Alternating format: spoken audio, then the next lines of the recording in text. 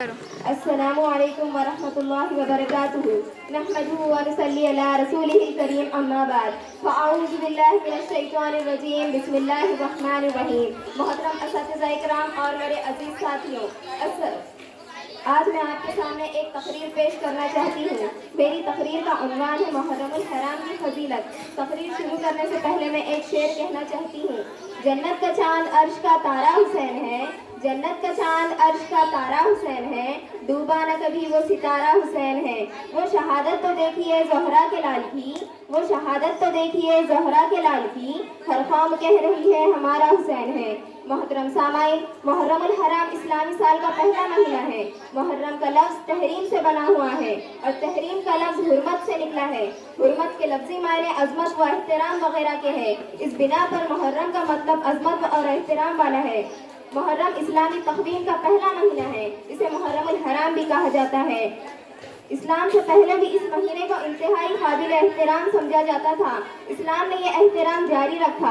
اس مہینے سے نئے سال کا آغاز ہوتا ہے۔ محرم اسلامی 4 حرمت والے مہینوں میں سے ایک ہے، جن کا تقدس اللہ تعالیٰ نے خود قرآن میں قائم کیا ہے۔ نیز قرآن کریم میں 12 مہینوں میں سے 4 مہینوں کو خصوصی حرمت اور تقدس حاصل ہے، اور اس حرمت کی وجہ سے محرم اسلامی 4 حرمت والے مہینوں میں سے ایک ہے، اور ان 4 حرمت والے مہینوں میں پہلا محرم الحرام کا مہینہ ہے۔ معزز سامعین، محرم الحرام کے ایام عاشورہ یعنی 10ویں تاریخ کو خصوصی عظمت حاصل ہے، اور اس عظمت کی وجہ سے کئی واقعات ہیں، جن میں سے ایک واقعہ میدان کربلا میں حضرت امام حسین رضی اللہ تعالیٰ عنہ کی شہادت کا بھی ہے۔ حضرت امام حسین رضی اللہ تعالیٰ عنہ کی شہادت کا واقعہ ایسا دردناک ہے کہ جس پر انسانوں کی سنگ دل تاریخ بھی ہچکیاں لے لے کر روتی ہے۔